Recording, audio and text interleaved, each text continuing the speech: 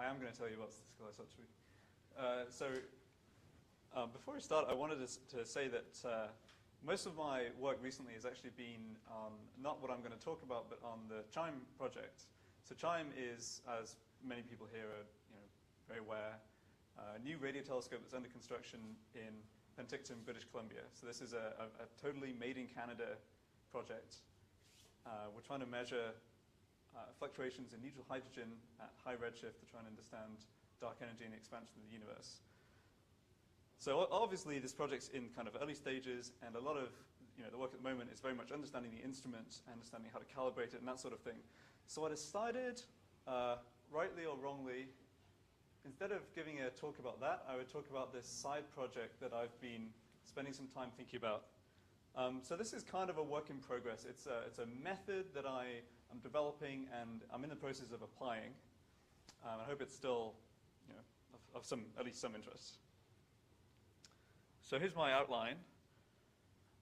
I'm going to talk a little about the cosmic microwave background and the cosmology we've learned from the last few years in particular, from CMB measurements, why the idea of statistical isotropy is important for interpreting and understanding the CMB, and then a little about how to test statistical isotropy, a test that I've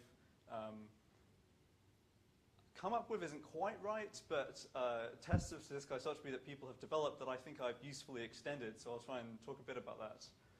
And then at the end I want to talk about a slightly crazy idea that I haven't convinced myself actually works yet, but I think it's potentially very interesting, about a different direction to try and take this kind of method. So here is a map of the cosmic microwave background temperature fluctuations as measured by Planck. This grainy kind of figure doesn't really do the measurement much justice. There's actually 50 million pixels in a full sky image from Planck, a single frequency. Just a quick reminder, everything here is relative to a mean intensity. So these are, if you like, hot spots and cold spots on the surface of last scattering, where electrons and protons combine to form hydrogen, and the universe very quickly becomes transparent to radiation. And since the last 10, 15 years, the measurements of CMB and anisotropy have really taken the leading role in precision cosmology. These measurements are the cornerstone of our cosmological understanding. They don't tell us everything, but they tell us an awful lot. And when we combine them with low redshift measurements, we're able to test all sorts of cosmological models, extensions to the standard model, and so on. So I always think it's worth just understanding in simple terms why the CMB is useful. What do we get from the CMB that we don't get from other things, from other measurements? So the first big thing is that the fluctuations on the last scattering surface, this is fluctuations in density in the early universe, despite the false color contrast in these sky maps, these fluctuations are very small. So small that they can be well described using linear theory. And obviously for an instrument as precise as Planck, doing a theoretical calculation for what you expect the CMB to look like does require detailed calculations, understanding of atomic physics. But the fact that the fluctuations are linear means that we can take a theoretical model telling us about these are the parameters that define the universe, and we can predict this is what the CMB should look like to the precision, or better than the precision that we can measure with even Planck. So this is a huge advantage, and basically anything you measure in the low redshift universe is complicated by nonlinear evolution, so nonlinear growth of fluctuations as galaxies form and collapse and so on. We're fortunate that we live in a galaxy where synchrotron and galactic dust emission is such that we have a window in frequency where we can see the CMB fluctuations. We can measure the anisotropy from these satellites. It's not guaranteed that was the case. That said, we are still now limited by foreground signals. But you can imagine if we lived in a galaxy with more active star formation, the dust is the main contaminant on large scales, sort of around the CMB peak.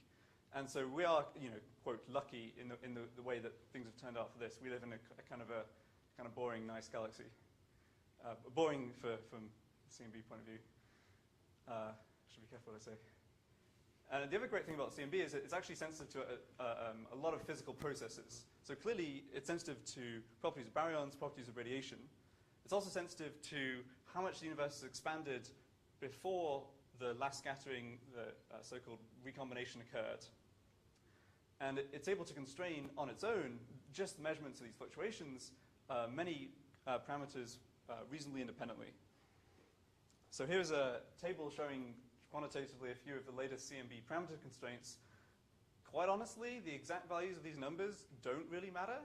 The main thing is to understand that we have percent level or better than percent level precision on order 5 or 6 parameters, thanks to basically WMAP, Planck, and partially small sky, high resolution CMB measurements.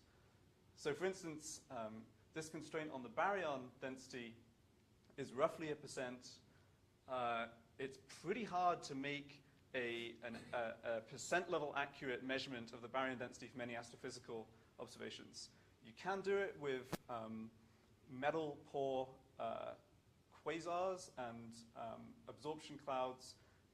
The precision isn't so far off the CMB, but again, because of the way the universe evolved and galaxies collapsed and so on, more or less any astrophysical measurement is just far harder to do than the CMB.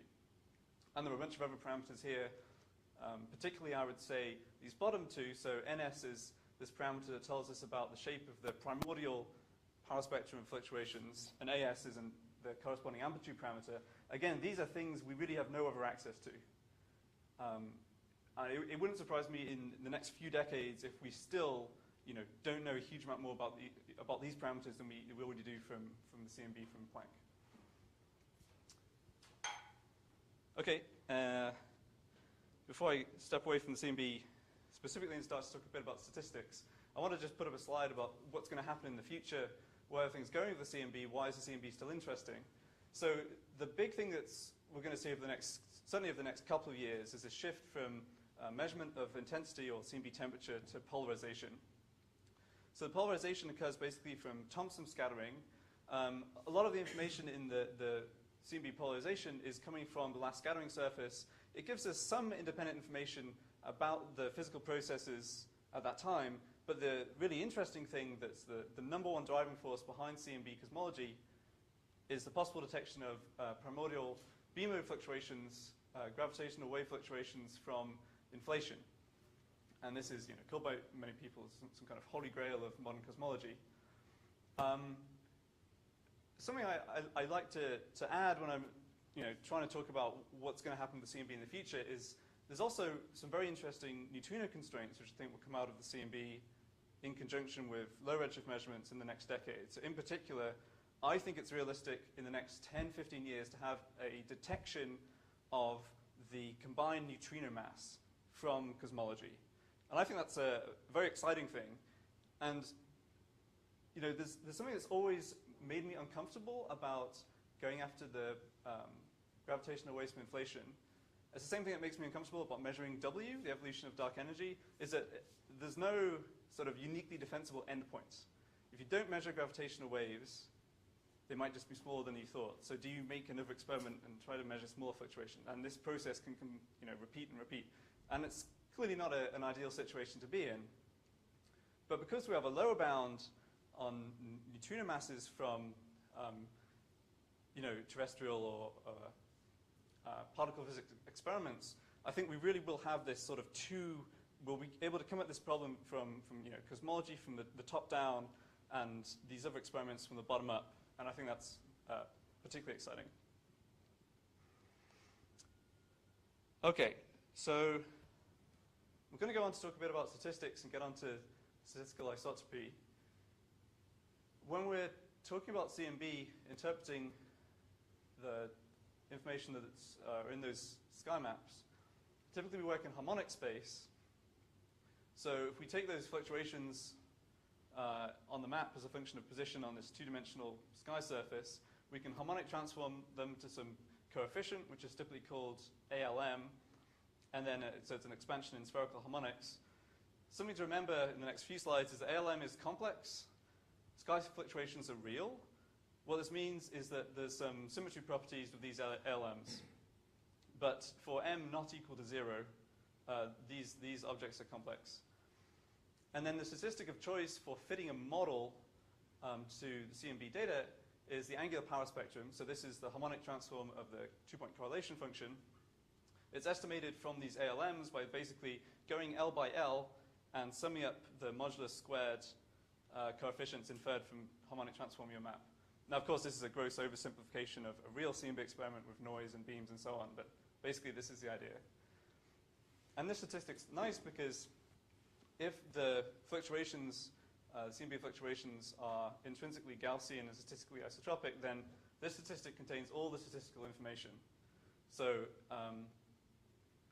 basic cosmological theory, standard theories, standard lambda CDM model basically has statistically isotropic fluctuation and very nearly Gaussian to the extent that Gaussian is a good approximation. And so this is usually how we present the data with these characteristic peaks and so on.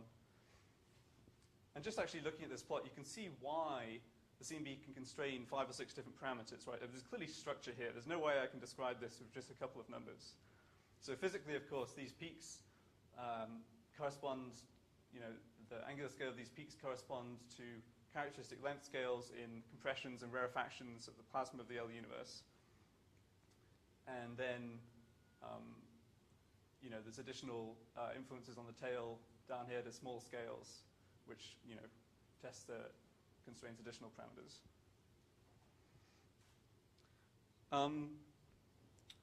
So when I talk about theory and matching to data, it's always worth bearing in mind that a cosmological theory predicts ensemble CMB properties. So what I mean by that is, if you give me a cosmological model, for it to be useful, it has to predict a whole range of possible observable CMB skies, of which we actually observe one. So when we make a statement like theory and data are consistent, what we're really saying, of course, is the properties of our realization, this one CMB sky we have, are consistent with being a member of the ensemble predicted by some particular theory. And this is important when introducing this concept of statistical isotropy. So in all these equations, these angle brackets are ensemble properties. So these are not observable. These are the quantities in these angle brackets are what are predicted by any useful cosmology theory. So statistical isotropy, I guess the simple way I think about it is fluctuations are statistically isotropic if there's no preferred direction on the sky. So clearly, in any given realization, there will be sky directions where fluctuations are stronger, other directions where fluctuations are weaker. And so the definitive statement can only really be made in the ensemble case. So the statement that fluctuations are statistically isotropic is basically like saying I can take any rotation operator defined by some Euler angles, and I can apply it to any endpoint combination of CMB sky fluctuations, and it doesn't matter what the alpha, beta, and gamma are. I'm going to get that same endpoint combination, and this rotation has not done anything to alter the ensemble properties, even though on any given realization, clearly it will have an effect. And then in harmonic space, stuff looks a little more complicated. Basically, rotation in harmonic space gets replaced by this Wigner D matrix. So this is a complex valued tensor, which essentially tells you how the spherical harmonics, the YLMs, rotate under a rotation of coordinate axes. And so this equation is just the harmonic analog of this expression. So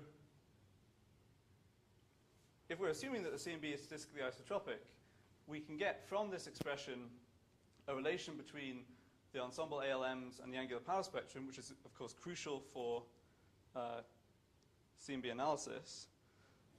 So if you take this expression using the symmetry properties of these D symbols, you end up with, in the two-point case, basically that you have a pair of Kronecker deltas, and then something that only depends on L, which we call the angular power spectrum. The three-point function gives you something similar, slightly more complicated, in terms of the angular bispectrum. So this object here, which I'll show again in the next couple of slides, this is a Wigner 3J symbol. So this is a real-valued scalar related to the Clebsch-Gordon coefficients in quantum mechanics. And so it's associated with a combination of angular momentum in quantum mechanics. And the most important property for what I'm going to talk about of this guy is that there's a triangle configuration for these m's, which says unless m1 plus m2 plus m3 equals 0, then this object, this scalar vanishes. So why have I started talking about this maths? Well, this is going to lead into how I am going to introduce a test for statistical isotropy. I guess I could have all these slides slightly better, but anyway. So why do we need to worry about statistical isotropy and testing it? So it's a fundamental assumption of basic cosmological models. Our understanding of the universe, the matter density is this number, the amplitude of primordial fluctuations is this number. That has to be rewritten if we measure significant statistical anisotropy. Statistical anisotropy would mean some primordial feature in the universe, which means that there's some directions in the sky are basically preferred over others. And this has implications for not only the CMB, but other low redshift or any other measurements. Another issue here is there are known sources of statistical anisotropy that are always going to be in our raw CMB maps that we have to understand in any case. And so a neat example of one of these that was recently measured by Planck is relativistic aberration and modulation of CMB fluctuations. So the standard model picture here is that the CMB rest frame, in which there is no CMB dipole, we are traveling relative to that frame with at about 0.1% the speed of light. So beta is about 10 to the minus 3. So that is enough of that generates enough of a relativistic correction to actually be detectable by Planck. So this is a grossly exaggerated cartoon version of what this does to the CMB fluctuations. So there's an aberration effect which shifts the position of fluctuations into towards your direction of velocity relative to this sort of CMB rest frame. And there's a modulation effect which basically changes the amplitude of fluctuations in the forward direction. And so clearly this is going to introduce some statistical anisotropy that we have to account for when doing any kind of test. Also, there are residuals from foregrounds in the sky, so signals that aren't the CMB, which people have developed algorithms to clean, but these algorithms in general aren't going to be perfect. So any kind of galactic foreground is going to leave some residual contamination. And then finally, if we don't have a full sky, then we also have to account for that in any kind of test. Oh, excuse me. So if we want to make these tests of statistical isotropy, ask, is this measured CMB sky consistent with being statistically isotropic? There's a few ways you could go about it. You could have some specific model, some cosmological model for in which fluctuations are statistically anisotropic. So there would be some specific parametric model you can test compared to a statistically isotropic case.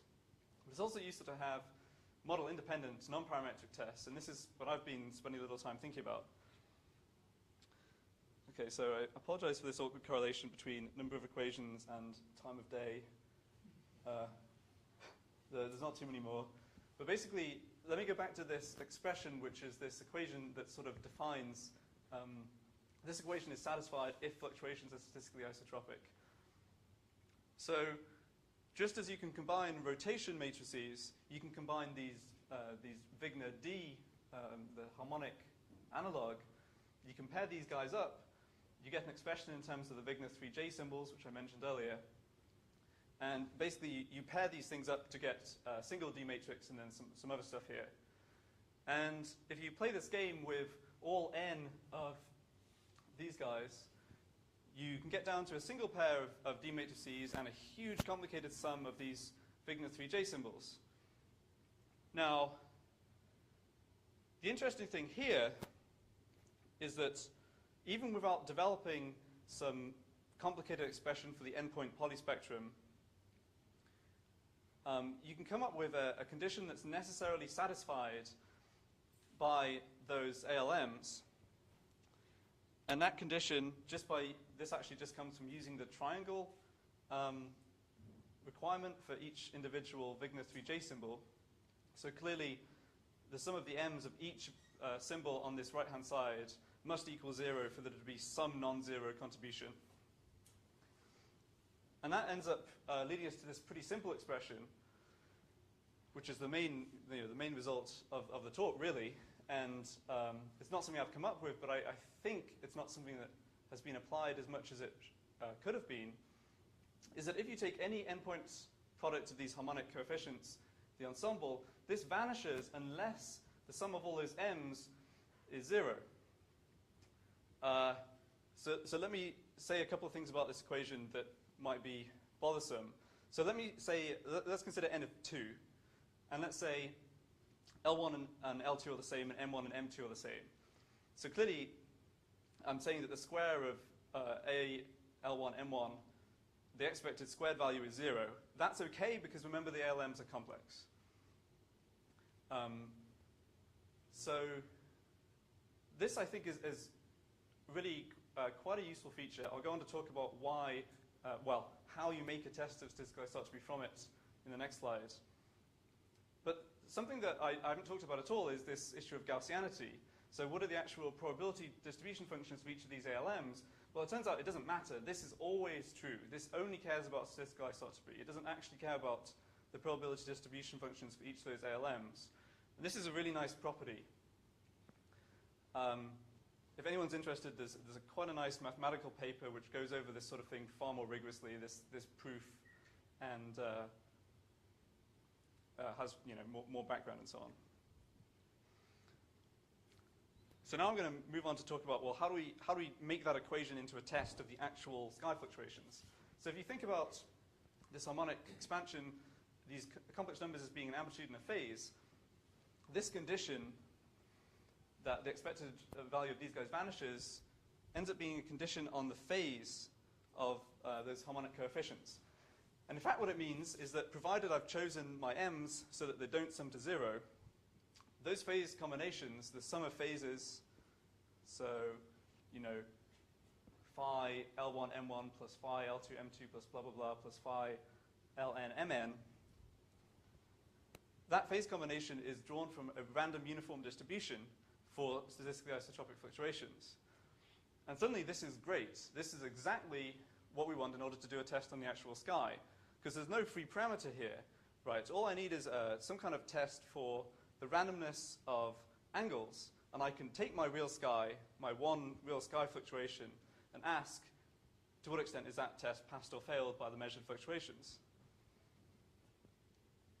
So fortunately, there's a useful non-parametric test for randomness of angles. It's called Kuiper's test. This is not the same Kuiper of Kuiper belt fame, who we heard about earlier, but still the Dutch connection. So how does this test work? Well, it's like a Kolmogorov-Smirnov test, except you make a cumulative distribution function from your prediction. So in this case, this red line is the prediction for uniform distribution of angles. You take your data, so this is just a simulation I made, and you sum the largest two deviations in the cumulative distribution function below and above the theory line.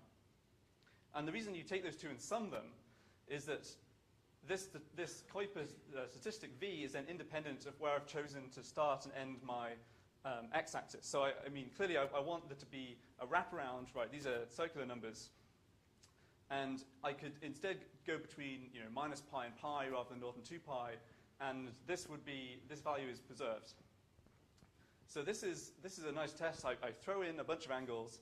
I get back some number V, which I can compare to tables or to statistically isotropic realizations I generate, and come up with a quantitative test of statistical isotropy. So in principle, that's fairly simple. In practice, things are a bit more difficult. Let me explain very briefly what some of the complications are. So first of all, even though the angular power spectrum doesn't depend on my choice of coordinates, I'm summing over all those m's to make my CL, the ALMs themselves do depend on how I've chosen my coordinates. And so what this means is that I don't want to risk biasing my test of statistical isotropy due to some unfortunate coincidental choice of my coordinate axes. So I especially don't want to just rely on a test applied to my LMs as calculated in galactic coordinates, for example. I don't want to average over angles because that would then smooth out any evidence for statistical anisotropy that might exist. But I want to look at a distribution of angles. If you like, I want to just rotate my z-axis many hundreds or thousands even of times randomly and look at the Kuiper test statistic distribution over all those rotations. And I want to do that with my real sky compared to an ensemble of synthetic sky realizations that I've generated. So remember I said before that I don't need to know about the Gaussianity of the ALMs. This test doesn't care about them. So that makes it very easy to make statistically isotropic realizations that I can use in this comparison. These simulated skies don't have to look anything like the CMB. I can just generate, I don't have to care about the amplitudes. And so this is very useful. Something that's great about making this comparison to a set of simulations is I can build in a bunch of instrumental issues, including things like the relativistic aberration, things like sky coverage, non-uniform noise. Now, some of those things will break this nice property of my test that I'm not sensitive to Gaussianity. So that's one of the sort of subtle complications of this. But basically, being able to generate lots of simulations is very quick, and it's the best way to try and do this comparison. Some of the downsides of this that are the reason that this is being written up and hasn't already been written up by me at least is which phase combinations do you choose? So I could choose, sums of pairs of phases or triplets of phases. There's I could choose arbitrarily large combinations of phases to do this test with. So which ones should I choose? Where's the constraining power? How many sky rotations should I do? How many simulated realizations should I compare with? Well, the answer to both of these is enough, or lots. But again, this is something that has to be determined empirically rather than, known in advance.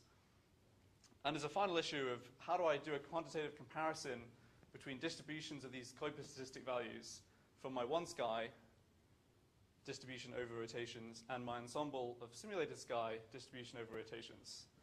So I appreciate this is getting slightly more complicated, so let me try and walk through an actual example of something very similar to what I've talked about that was done. This isn't work that's nothing to do with me, but this is something that was done back in 2004 along the lines of what I've been saying. So Coles et al. Took, not Planck, because Planck maps weren't around then, but Kobe and W maps, CMB maps. They looked at single values of L, and they looked at phase differences of this form. You could take phase sums or phase differences. The symmetry of the ALMs means it doesn't actually matter. And so what they've done is they made many sky realizations. Those data are plotted in red, and the actual sky. And they rotated all the simulations and the actual sky. They rotated the z-axis, arbitrarily using 3,000 rotations, and came up with these distributions for this Kuiper statistic V. So the point is, if the sky fluctuations are drawn from a statistically isotropic distribution, then these histograms should look consistent. And so clearly that appears to be the case over here, and that doesn't appear to be the case over here. And it turns out that there's some systematic issue with the Kobe maps that they use that explains this slight discrepancy. But this is kind of an example of this whole process that I've been talking about. Taking this test for statistical isotropy and working in these rotations and comparing with these different sky realizations. The one thing that needs adding to this, which they also did in this paper, is how do I quantify how similar all my red points are to the blue points? So you can again use a non-parametric test for that, such as the KS test. So there, things get a little trickier again, so let me try and talk through it slowly. So I have this set of many realizations. I can make a single histogram with all of them together and get something like these smooth red curves. Alternatively, I can apply my statistical isotropy test to each one of my realizations individually and say how consistent are those results with the rest of the ensemble, which is still some very large number. And so essentially, I do a KS test comparing the histogram from all the ensemble but one and each individual member of the ensemble. So that gives me one number for each of my realizations, and then I get a similar one number from doing the same thing on the actual sky.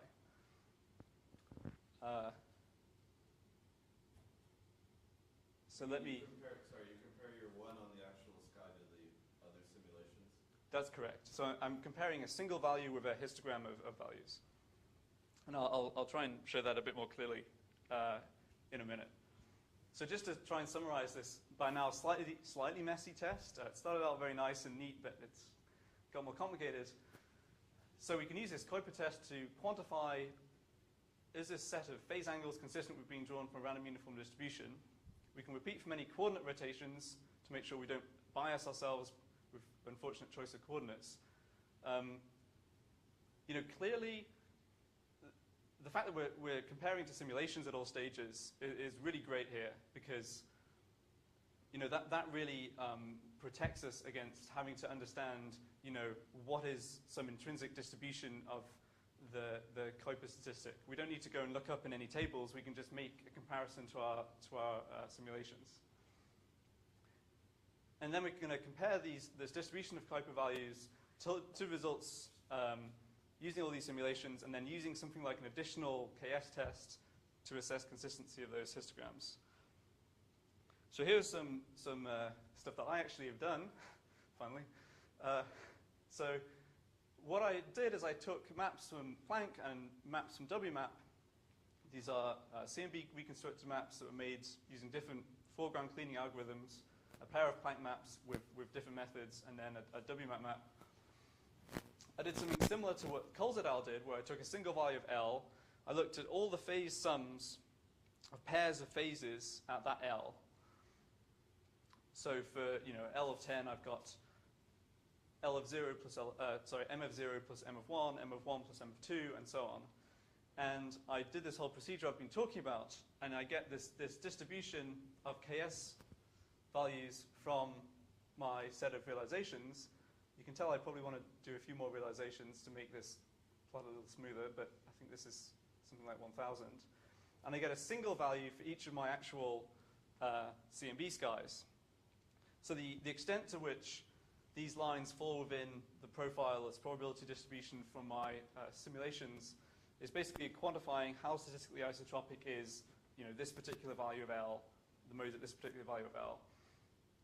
So this is similar to what Coles et al. Did, but the fact that I have that relation that says I can take any set of phase combinations, and provided I choose those L's and M's so that the M's don't sum to 0, and this will still work, is something powerful that I don't think anyone else has built into this kind of test. So as well as looking at individual L's, I can also look at some combination of L's. So this is just a simple example. Clearly, there's a huge amount of combinations of these things that you can choose to look at. I feel like the correct way to do this is to basically throw everything together. So you have to make some choice as to how many phases I'm going to combine together at once. I think that the CMB sky is fairly Gaussian, so I expect that most of the information is going to be in pairs of phases rather than triplets of phases.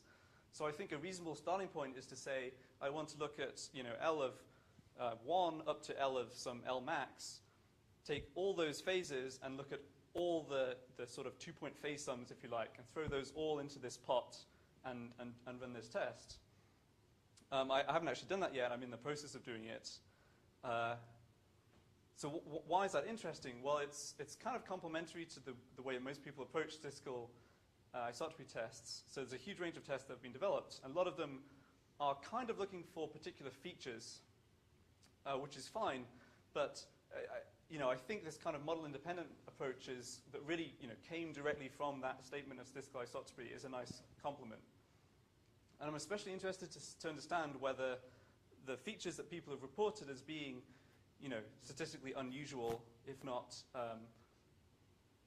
outright violations of statistical isotropy, whether some of those features actually have, show up in some way in this statistic. Okay.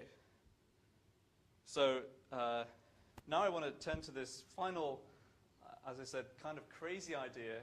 So this is taking things in a different direction, although still using the same test method.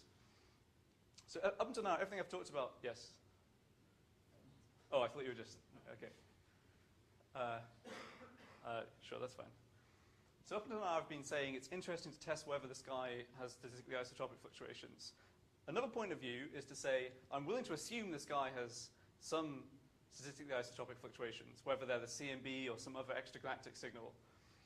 Can I actually use a test of statistical isotropy to statistically separate that contribution from a statistically anisotropic signal, such as some galactic signal? And this is what actually, historically got me into thinking about statistical isotropy, because I spend a lot of the time as a PhD student worrying about the cosmic infrared background, not the CMB, but the CIB.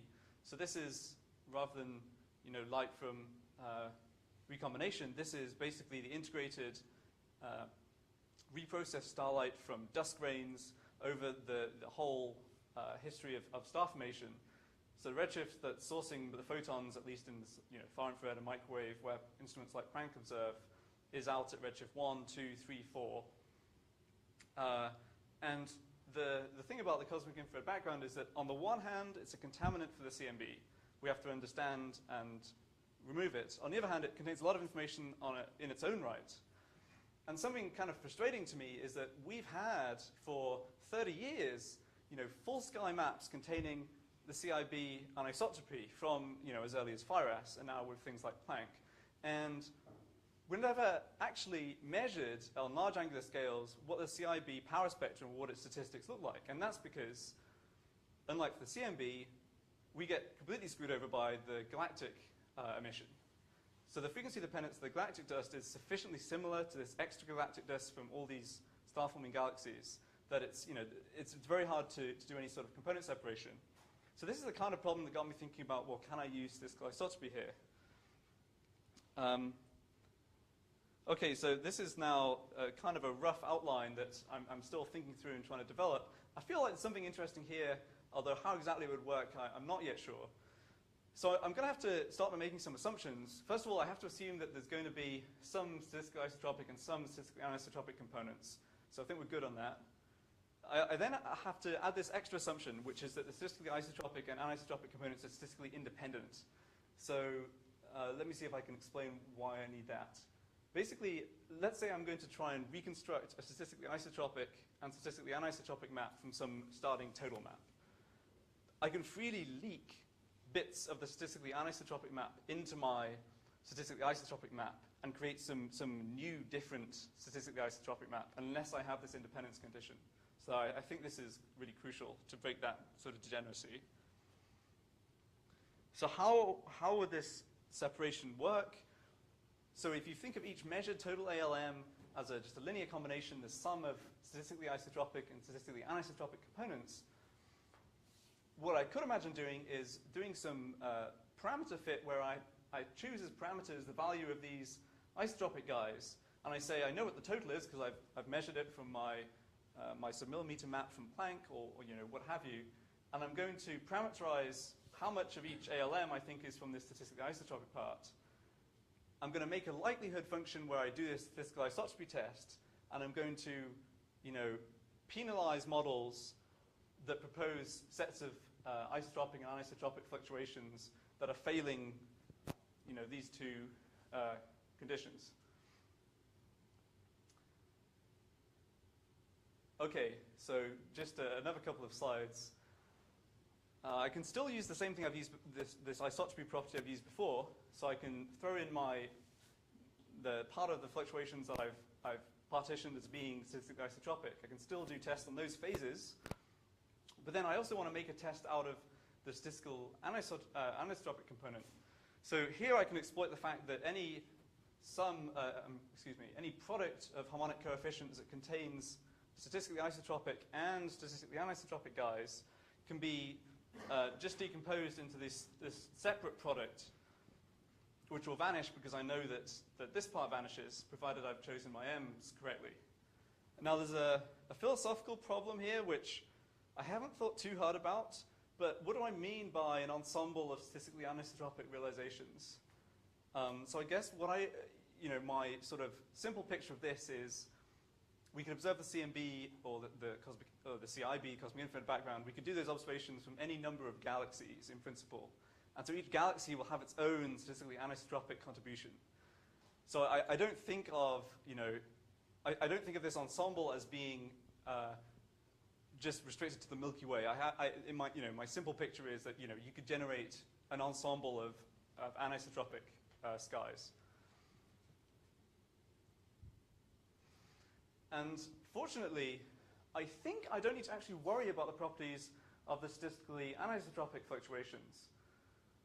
So let me hop back to this just for 1 second to try and talk about why that is. So I'm going to lump together a bunch of phases, some of which are from the statistically isotropic and some of them from the statistically anisotropic, that my parameters at some step in my big MCMC chain has assigned.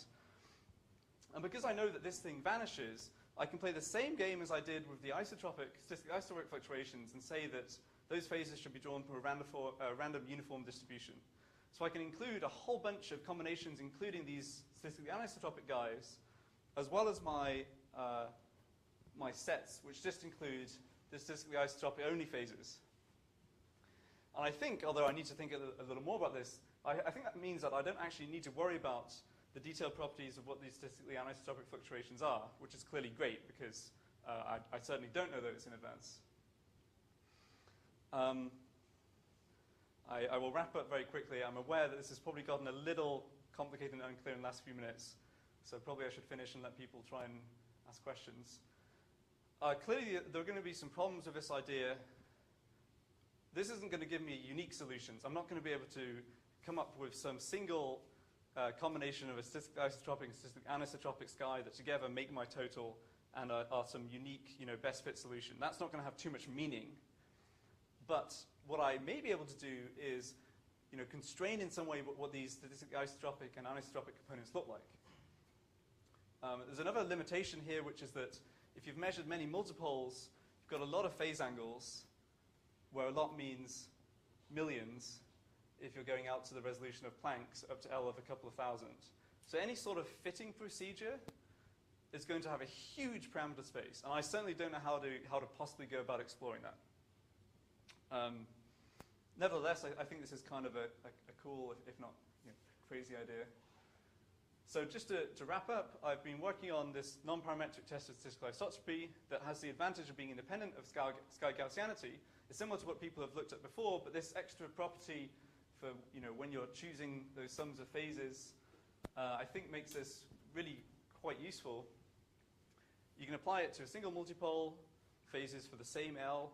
You can apply it to a range of multipoles. And this last thing that I possibly went through a little too quickly, I'm also looking at prospects for doing a component separation based on statistical isotropy. So I'll finish there.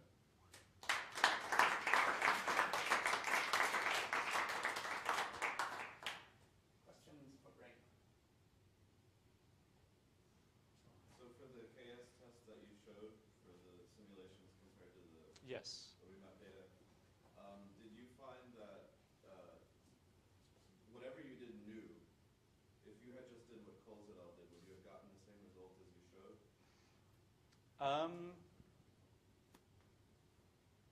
I certainly should have. Now, I've certainly checked that I agree with their simulated results. What I haven't done is looked at the actual WMAP maps that were available when they did the test. So for sure, I need to go back and do that. The trouble with the Coles analysis is that, well, I shouldn't say trouble because I think it was a very important part of this process of developing these tests. But the trouble is, there's ambiguity in that paper when it comes to choosing which phase combinations to choose. So in the paper, they looked at differences with the same L but different M's.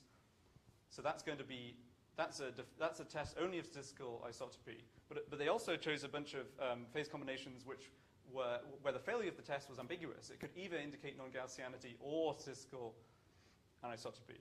So I think that's the sort of the one part that I think can be added to what Coles did. But right, yes, I for sure should do a like-to-like comparison with my code against the actual maps they used. Yeah. Okay. But it was in the choice of the phase combinations that it's definitely different. Yes, that's right. Right. I mean, I should say, just to be very clear, and obviously I'll make this very clear when I write this up. Choosing the Kuiper statistic, choosing to do many sky rotations, that's all these guys' idea. So that's not what I'm contributing at all here. I try to sort of talk through building up the method rather than chronologically how things change, but maybe I didn't do that clearly enough. So you've argued that the expectation value of the sums of phases is sensitive to whether or not the ensemble is statistically isotropic and not sensitive to other things like non-Gaussianity. Yeah. Is that still true for the distribution you get for the Kuiper statistic and for the distribution you get for your KS results? Yes. Yes. So I've made very non-Gaussian maps that are still statistically isotropic and empirically even verified that. There's something I mentioned which is a bit of a problem here though, which is let's say you don't have the full sky. Let's say you have to mask at least part of the sky. As soon as you do that, then this nice property kind of is broken. So suddenly you need to make an assumption about Gaussianity. As soon as you have sky masking, as soon as you don't have the symmetry of having the full sky fluctuations. So that's clearly a problem. I don't think it's useful to trust the reconstruction of the CMB maps along the galactic plane, for instance. The foreground residuals are just going to be too big. So this is something I need to think a little more about how to approach.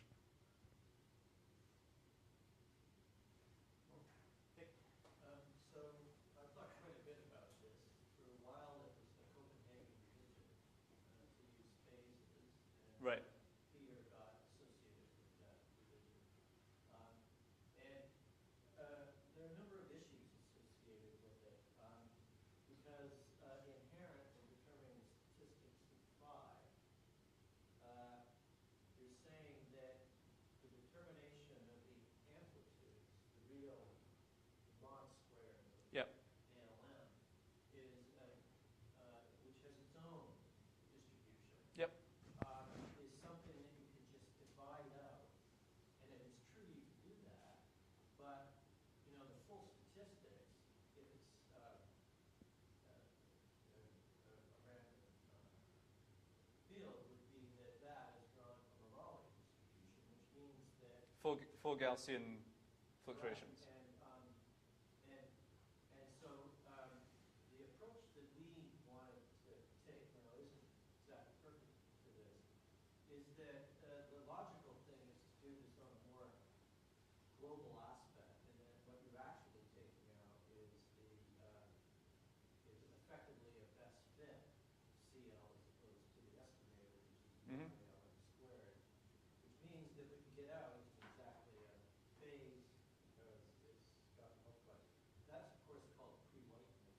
Mm-hmm. And working in a pre-whitened space has actually got a lot of benefits because if it's truly Gaussian, then the products are statistically dependent usually. Right. And so anyway, so that was one aspect. The second aspect is another way of trying to look at the anisotropy distribution is, actually I'm saying this for Shiji's benefit, we use this extensively in things like the X-FAST approach to rapid power spectrum observation. The essential idea is that instead of being in the ALM space, you're in the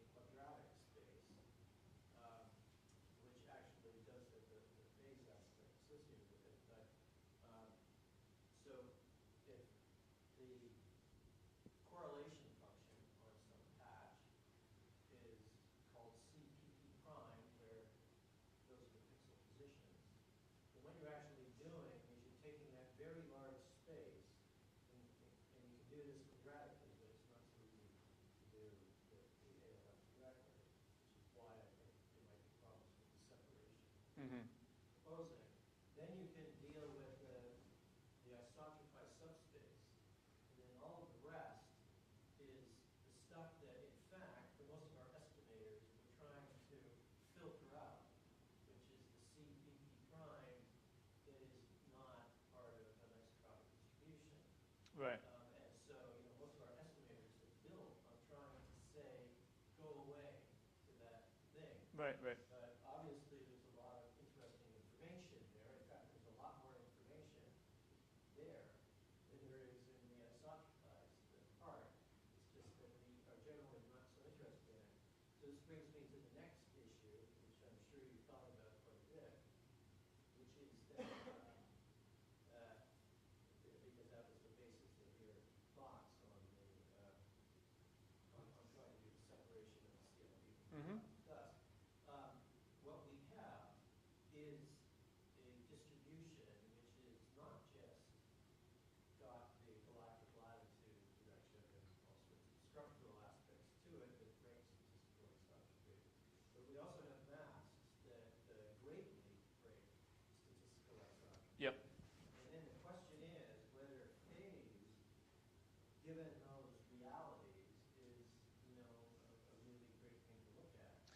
Yeah, so I think I've convinced myself that if you... right, so this comes back to what you're willing to assume about Gaussianity of the statistically isotropic signal. So I think it's absolutely true that as soon as you introduce these masks, you have to make some assumption about that. There's a mixing of... well, let me say this another way. So if all my ALMs here are sort of ALMs on the masked sky, then I'm going to have, within any expectation product like this, a bunch of... but because the ALMs are coupled, I'm going to have a list of products, a sum of a series of products of the original ALMs, which will contain a bunch of objects that meet this condition. So for sure there is a problem there. Yeah, so this is a problem I have thought a bit about. Just to, yeah. Somehow you have to do an estimation in order to, modify your analysis, because the mask is doing coupling. Right. And so what I'm concerned about, because it's sort of a delicate thing one does when one does phase analysis, is that the crosstalk is going to contaminate the attempts to have a clean result. Yeah. And so that's what I'm worried about. Yeah, no, that's completely right. Just to quickly answer your maybe first or second points, the idea that the separation of amplitude and phase information, I think that by looking at this distribution of rotations, I'm mixing in some amplitude information. So clearly, for some orientation of my coordinate axes, I can look at phases and amplitudes separately, but once I'm taking linear combinations of those ALMs and to make new rotated ALMs, I feel like, even though I'm always testing just on these phase angles, there's some coupling there to amplitudes. So I don't think that I'm testing, I don't think I'm using no information from the amplitudes. I think is what I'm trying to say. Okay, and all that seems somewhat reasonable, but coming back to the issue of nearby L couplings that are going to occur with masking, etc. It might be that you can modify the phase thing to actually do a little bit of L banding. Sure. Would then give a better, I'm not quite sure exactly how it would work, but it would be better than having an isolated L by itself, which Yeah. is, it seems to me that you want to make a test, you want to put more information into that test. Yes. Doing it L by L. Right, right. Yeah. I expect that there will be problems with it that way, and then a way to think about it is to broaden it out, even though, of course, in the first instance, you would say, well, why would I want to do that? Because I can do this decomposition that I know about. So. No, I think that's true. I think even if you had the full sky and you had no mass whatsoever, I feel like to avoid the problem being just horribly under-constrained, you may need to do something like a binning in L. But that I haven't, I'm just at the point of exploring that, so we'll see.